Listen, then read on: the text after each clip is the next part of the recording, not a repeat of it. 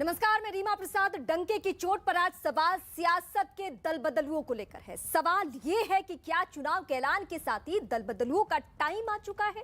ये सवाल इसलिए क्योंकि 2016 में बीएसपी से बीजेपी में शामिल होने वाले स्वामी प्रसाद मौर्य ने आज मंत्रिमंडल से इस्तीफा दे दिया। उनके इस्तीफे के बाद अखिलेश यादव ने स्वामी प्रसाद मौर्य के साथ एक तस्वीर बाकायदा ट्वीट किया और उनका समाजवादी पार्टी में स्वागत किया। अटकलें लगने लगी कि वो समाजवादी पार्टी में शामिल हो चुके हैं। हालांकि स्वामी प्रसाद मौर्य ने फिलहाल अपने पत्ते खोले नहीं हैं। स्वामी प्रसाद मौर्य के इस्तीफे के बाद दो और विधायक भगवती सागर, ब्रिजेश प्रजापति और रोशन लाल के भी बीजेपी के इस्तीफे की खबर है कि अब वो बीजेपी का दामन छोड़ चुके हैं। स्वामी प्रसाद मौर्य के इस्तीफे के बाद डिप्टी सीएम केशव प्रसाद मौर्य ने हालांकि इस बीच एक ट्वीट किया और उसमें लिखा कि स्वामी प्रसाद मौर्य जी ने किन कारणों से इस्तीफा दिया है मैं नहीं जानता हूं, लेकिन जल्दबाजी में लिए हुए फैसले अक्सर गलत साबित होते हैं।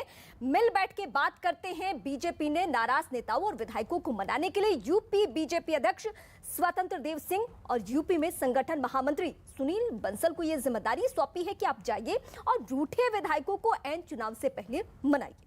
यूपी में स्वामी प्रसाद मौर्य पिछड़ों के बड़े नेता माने जाते हैं और वो होने का दावा भी करते हैं। 2012 में वो मायावती के साथ थे, तो 2017 चुनाव के दौरान वो कहां चले आए? बीजेपी का रुख कर लिया उन्होंने और बीजेपी के साथ मिलकर चुनाव लड़े, जीते और मंत्री भी बने। और 2022 में अब उनकी तस्वीर अखिलेश यादव के साथ दिख रही है।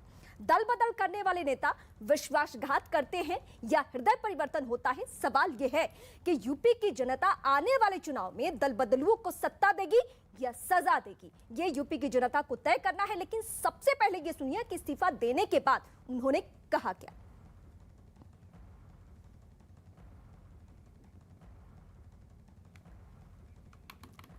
तो बयान हम एक बार आपको सुनवाएंगे, लेकिन इस वक्त हमारे साथ मेहमान जुड़े हैं। शांतनु गुप्ता हमारे साथ है, इसके अलावा अजीज खान है हमारे साथ, समाजवादी पार्टी से सतीश प्रकाश हैं, इस वक्त हमारे साथ political analyst Umashankar Pandey Congress party से और प्रेम शुक्ला बीजेपी से। आप सभी का बहुत स्वागत है। सबसे पहले हम बीजेपी का रुख करते हैं। प्रेम शुक्ला इस वक्त हमारे साथ है। प्रेम शुक्ला, ऐसी क्या बात हो गई, नाराजगी इतनी क्या बढ़ गई कि सीधे सीधे समाजवादी पार्टी की तरफ रुख कर लिया आपके नेता ने?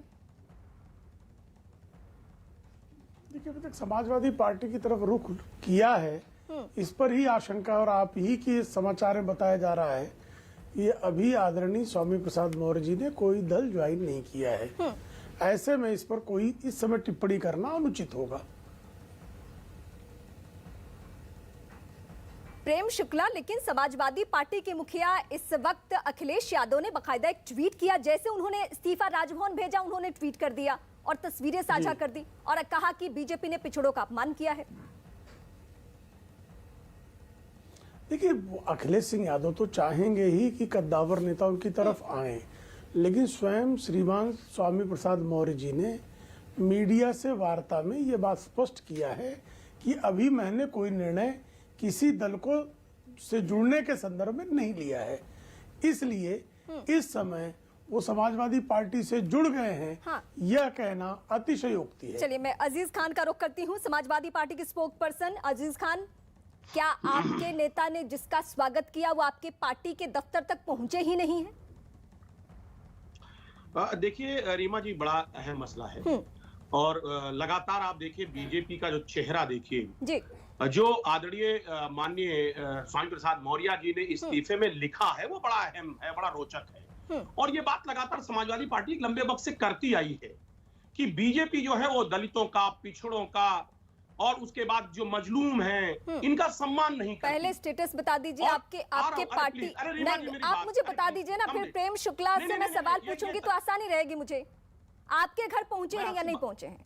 देखिए, मैं आपको बीजेपी से चले थे आपके घर जाने के लिए। बड़े कद्दावर नेता, सुनिए ना मेरी बात। वक्त क्यों लगा रहे हैं? आपके पार्टी के नेता ने स्वागत कर दिया है, अखिलेश यादव ने ट्वीट करके स्वागत किया है। जो देखिए, समाजवादी पार्टी सामाजिक समरसता की बात करती है। रीमा जी सुनिए मेरी बात, समाजवादी पार्टी सामाजिक समरसता की बात करती है। और जो लोग जो भी लोग आपके घर पहुंचे जाएंगे, आपके घर आ गए हैं, आपके घर आ गए, बात सुनिए ना, बस एक सवाल का जवाब दीजिए। नहीं, मैं आ रहा हूँ ना, मैं उसी मुद्दे पर आ रहा हूँ।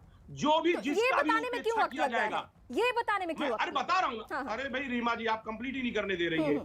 जिस भी शख्स की उपेक्षा की जाएगी, चाहे वो दलित हो, शोषित हो, वंचित हो, पिछड़ा हो, अगड़ा हो, समाजवादी पार्टी उसका खैर मकदम करती है, उसका स्वागत करती है। और आज माननीय स्वामी प्रसाद आप मौर्य तो बहुत बेसब्र नजर आ रहे हैं अजीज खान, आप तो बहुत बेसब्र नजर आ रहे हैं। उन्होंने उधर से इस्तीफा दिया, अभी बताया नहीं जाएंगे कहां। उधर समाजवादी पार्टी के नेता ने स्वागत के लिए वहां पे तस्वीर भी डाल दी। अब जब हमने यही सवाल पूछा स्वामी प्रसाद मौर्य से तो उनका जवाब पता है क्या था कि आपके पास भी, यानी हम सबके पास स्वामी प्रसाद मौर्य की तस्वीर है, आप भी ट्वीट कर लीजिए। ये जवाब था उनका। रीवा जी कंप्लीट करने दीजिए ना, मैं क्या कह रहा हूँ। मैंने कहा ना, ये आ रहा हूँ प्लीज। देखिए ये वही बीजेपी है जो माननीय केशव प्रसाद मौर्य जी उप मुख्यमंत्री हैं और योगी जी के साथ स्टूल पर बैठते हैं। आप देखिए ना इस बात को। स्वतंत्र देव सिंह वर्मा जी ओबीसी हैं, लेकिन उनको फाइबर की कुर्सी दी जाती है। घुमा के बात क्यों हो रही है? मैं स्टूल पे बिठाते हैं या दरी बिछा के बिठाते हैं, ये इस पे मैं प्रेम शुक्ला से जवाब लूंगी कि वो दरी पे बिठाते हैं या कुर्सी लगाते हैं, ये पूछूंगी। लेकिन आप ये तो बताइए कि आपके घर पहुंचे कि नहीं पहुंचे वो।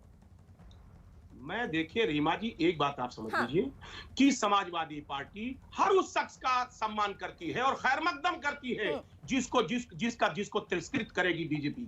और बीजेपी ने तिरस्कृत किया दलित शोषित वंचित समाज का। आज दलित शोषित वंचित केशव प्रसाद मौर्य ने ट्वीट किया, उन्होंने कहा कि जल्दबाजी में लिया गया फैसला गलत हो सकता है, यानी बीजेपी हो सकता है कि मना भी ले। देखिए ये मुझसे सवाल है रीमा जी। हाँ जी, आप ही से है अभी।